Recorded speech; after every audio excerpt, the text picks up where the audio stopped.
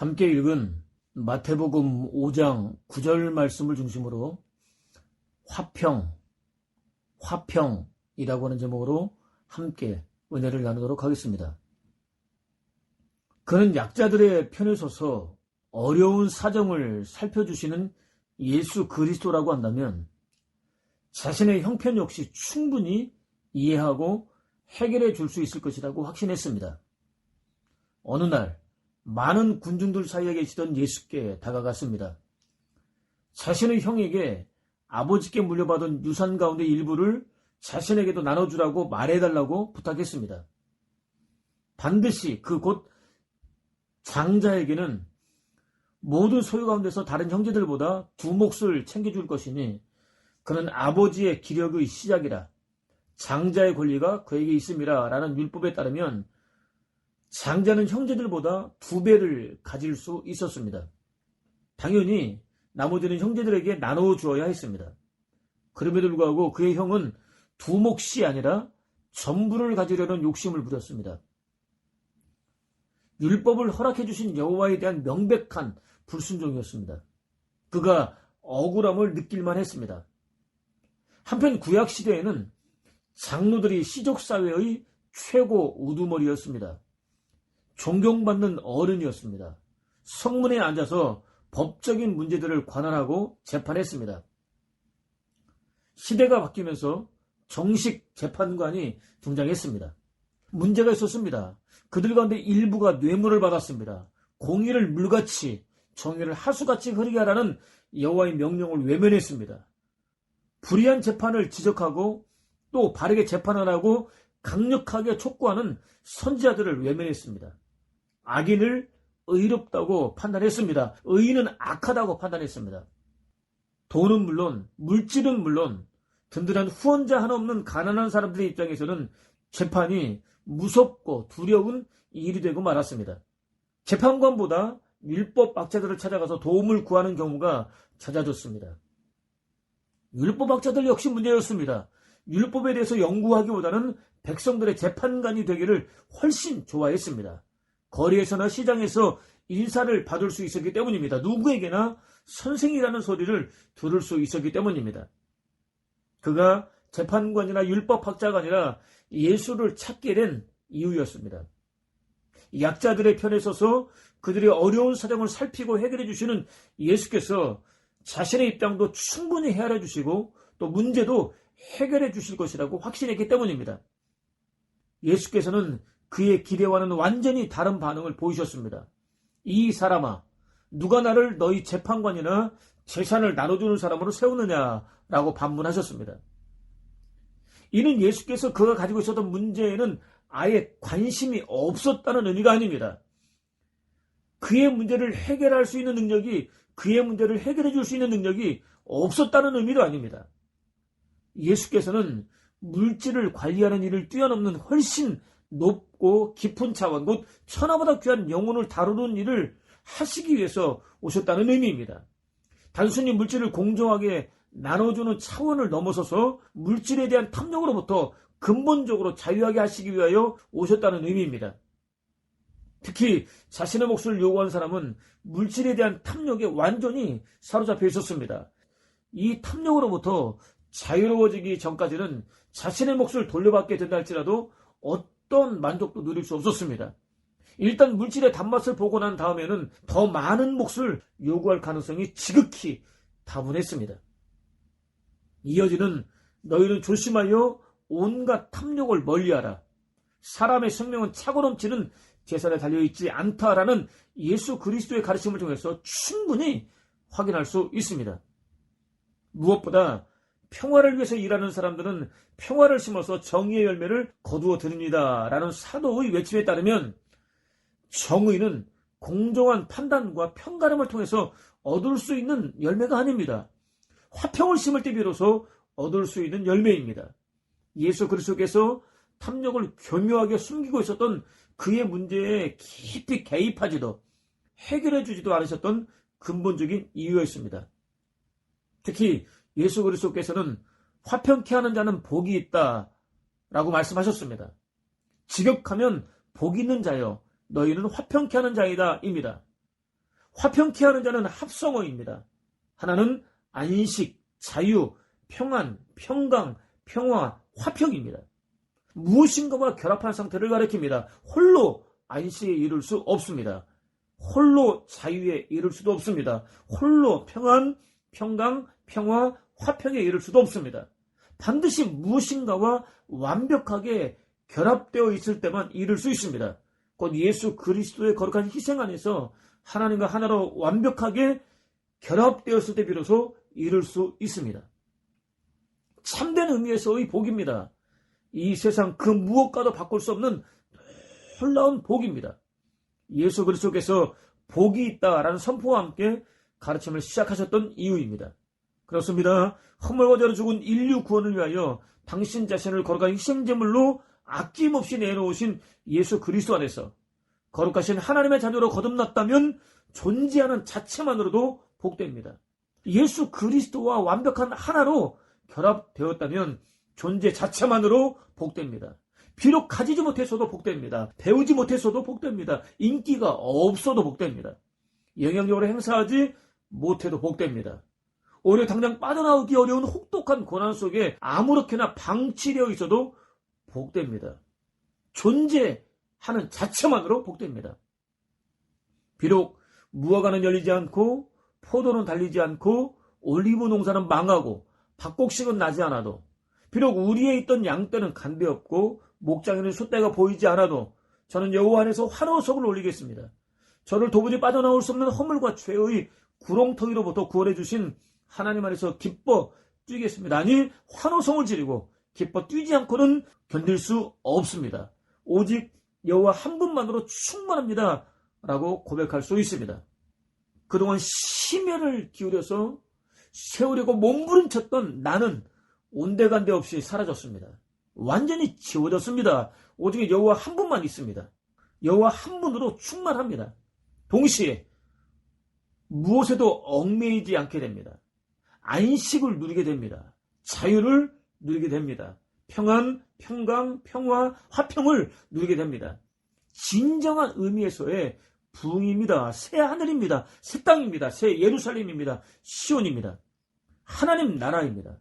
어떤 환경과 상황과 조건도, 어디서도 희망을 찾을 수 없는 어두운 현실도 절대로 깨뜨릴 수 없습니다. 오늘 저와 여러분이 반드시 누려야 할 복입니다. 또 하나는 어떤 존재가 되도록 만든다입니다. 곧 누군가를 안식, 자유, 화평한 존재가 되도록 만든다입니다. 어떤 상황을 안식, 자유, 평화로운 상태가 되도록 만든다는 의미로 확대할 수도 있습니다.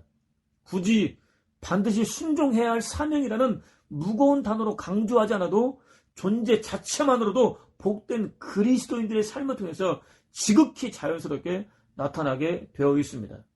저와 여러분의 수고, 저와 여러분의 노력, 저와 여러분의 희생과 헌신, 저와 여러분의 몸부림이 아니라 하나님께서 평화의 왕이신 예수 그리스도 안에서 받을 자격이 전혀 없는, 오히려 죽어마땅한 죄인에게 값없이 은혜를 부어주신 결과입니다.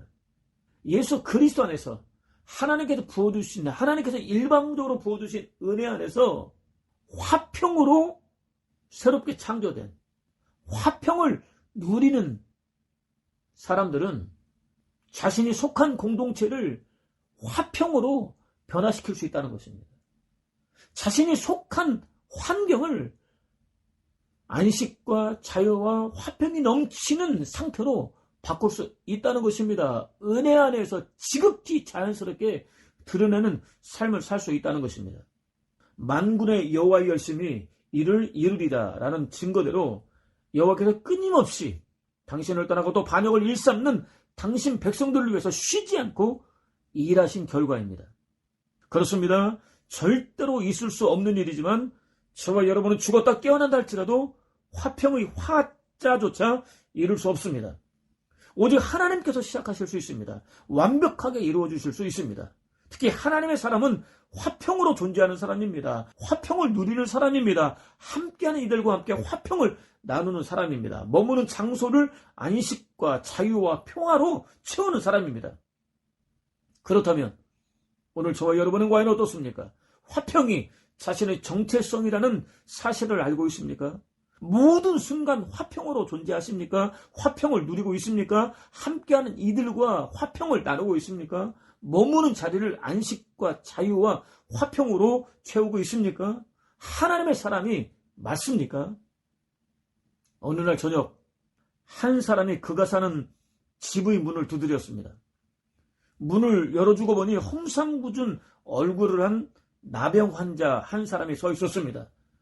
너무 추워서 그러는데 잠시만이라도 방으로 들어가서 몸을 녹일 수 있게 해달라고 간청했습니다. 그는 즉시 허락해 주었습니다. 나병 환자의 손을 잡고 아무렇지도 않게 스스럼 없이 나병 환자의 손을 잡고 방으로 안내해 주었습니다. 잠시 후 환자는 배가 고프니 저녁을 함께 먹을 수 있게 해달라고 간청했습니다. 그는 기꺼이 허락해 주었습니다. 함께 저녁을 먹었습니다. 밤이 깊었습니다.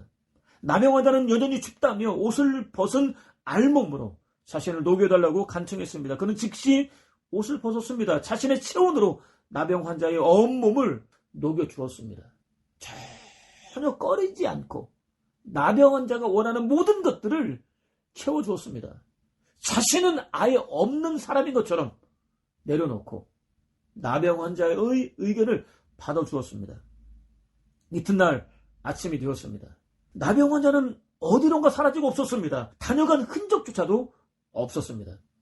동시에 하나님께서 나병 환자의 모습으로 비천한 자신을 찾아와 주셨다는 사실을 깨달았습니다. 감사 기도를 올렸습니다. 오 주여, 나를 평화의 도구로 써주소서. 미움이 있는 곳에 사랑을, 다툼이 있는 곳에 용서를, 분열이 있는 곳에 일치를, 오류가 있는 곳에 진리를, 의욕이 있는 곳에 믿음을, 절망이 있는 곳에 희망을, 어둠이 있는 곳에 광명을, 슬픔이 있는 곳에 기쁨을 심게 하소서. 주여, 위로를 구하기보다는 위로하고 이해를 구하기보다는 이해하며 사랑을 구하기보다는 사랑하게 해 주소서. 자기를 줌으로써 받고 자기를 잊음으로써 찾으며 용서함으로써 용서받고 죽음으로써 영생으로 부활하리니. 주기도문 다음으로 많이 암송되고 있다는 평화를 위한 기도를 올렸습니다. 그는 한 성경학교의 예배를 통해서 선교사로 헌신했습니다. 막연하지 않았습니다. 원시적인 생활을 하고 있는 지역의 식인종에게로 가겠다는 뚜렷한 비전을 가지고 있었습니다. 아내와 함께 한 부족이 사는 지역으로 들어갔습니다. 사역을 시작했습니다. 문제가 있었습니다. 숲이 묵어진 정글, 독사, 악어, 살인진해 등 쉽게 발걸음을 옮길 수 없는 환경은 최악이었습니다. 거기다 부족 사람들은 배반과 배신을 가장 이상적인 규범으로 여겼습니다. 식인 습관과 해골 사냥이 복합된 잔악한 성품과 문화를 가지고 있었습니다. 특히 그들은 남을 감쪽같이 속일 수 있는 사람을 최고의 영웅으로 추앙했습니다. 허물과 죄로 죽은 인류 구원을 위해서 당신을 희생제물로 내놓으신 예수 그리스도는 어줍지 않은 사람으로 여긴 반면 자신의 야망을 이루기 위해서 스승마저도 팔아버렸던 유다는 영웅으로 여겼습니다. 날마다 속고 속였습니다. 하루가 멀다 하고 피투성이가 되도록 싸웠습니다. 그들을 위해서 할 수 있는 일이 더 이상 없다고 판단한 그는 사역을 접기로 결정했습니다. 이 소식을 접하게 된 부족 사람들은 깜짝 놀랐습니다. 부족 회의를 열었습니다. 여러 부족들 가운데 가장 큰 두 부족이 그가 그동안 죽음을 두려워하지 않고 담대히 외쳤던 예수 그리스도의 복음을 받아들이기로 결심했습니다. 지난 오랜 세월 동안 서로 강을 차지하기 위해서 밤낮을 가리지 않고 벌이고 있었던 싸움과 살육 역시 멈추기로 결정했습니다. 화해하기로 결정했습니다. 그는 그들의 결정을 기뻐했습니다. 어떻게 화해하는지 지켜보기로 마음먹었습니다. 다음날 아침이 되자 그들은 특별한 평화의식을 거행했습니다. 이후 두 부족은 추장의 아이가 태어나서 100일 정도 자라게 되면 상대 부족에게로 보냈습니다. 아이들은 두 부족이 평화를 누리기 위한 희생 제물이었습니다. 그는 이를 통해 부족들의 결정이 진심이라는 사실을 확인할 수 있었습니다. 허물과 죄로 죽은 인류 구원을 위해서 아들 예수 그리스도를 희생하신 하나님의 뜻을 정확하게 전달할 수 있었습니다. 두 부족은 서로 교환한 아이들의 안전을 보장해주기 위해서라도 싸울 수 없었습니다. 평화를 누릴 수 있었습니다. 예수 그리스도 역시 하나님과 죄로 죽은 인류를 위한 화목 제물로 오셨습니다. 서로 비방하고 물고 뜯으면서 싸우는 저와 여러분을 위한 화목 제물로 오셨습니다. 평화를 위한 희생 제물이 되셨습니다. 물론 내가 세상에 화평을 주러 온 줄로 생각하지 마라 라고 외치기도 하셨습니다. 예수 그리스도께서 활동하던 당시 로마의 압제하에 있었던 유대의 정치와 피폐하였던 경제적인 상황을 충분히 알고 있지 못하면 오해하기에 딱 좋은 말씀입니다. 화평에 해당하는 히브리어는 샬롬입니다. 유대인들은 온갖 종류의 복을 기원할 때 주로 이 단어를 사용했습니다. 영적 문제이든 세속적 문제이든 가리지 않았습니다. 또 오랫동안 기다렸던 메시아가 오시면 자신들이 간절하게 사모하던 번영이 유대 땅을 중심으로 꼽힐 것이라고 믿었습니다. 예수 그리스도께서는 그들의 생각을 바꿔놓을 필요가 있다고 판단하셨습니다. 당신은 그들이 간절한 마음으로 사모하던 정치, 경제적인 화평이 아니라 하나님과 인간 사이에 반드시 회복되어야 할 지극히 본질적이고 내적인 화평을 주기 위해서 오셨다고 가르쳐 주셨습니다. 한 걸음 더 나아가 평화가 아니라 칼을 주러 왔다라고 외치기도 하셨습니다. 메시아가 평강의 왕이라는 선지자의 예언과 높은 곳에서는 하나님께 영광, 땅에서는 그가 사랑하시는 사람들에게 평화라는 천사들의 찬양과는 저는 상반된 것 같은 표현까지도 사용하셨습니다. 이는 메시아의 임재와 함께 나타날 수 있는 여러 가지 결과들 가운데 하나를 가리킵니다. 곧 불의와 불법을 정복하고 악을 제거하는 피비린내 나는 투쟁을 가리킵니다. 인류의 유일한 메시아이신 예수 그리스도께서는 회개하라, 천국이 가까이 왔다라고 선포하셨습니다. 천은 하늘을 모신 마음을 가리킵니다. 쌍수입니다. 하늘들입니다. 국은 말 그대로 나라를 가리킵니다. 천국의 정확한 번역은 예수 그리스도를 모신 하늘들의 나라입니다. 하늘들의 나라, 천국으로 거룩하게 구별되기 위해서는 살을 도려내고 뼈를 발라내는 것 같은 엄청난 고통이 따릅니다. 허물과 죄는 결코 쉽게 떨어지지 않습니다. 이제까지 세상을 지배해왔었던 타락한 질서 역시 가만히 두고 보지 않습니다.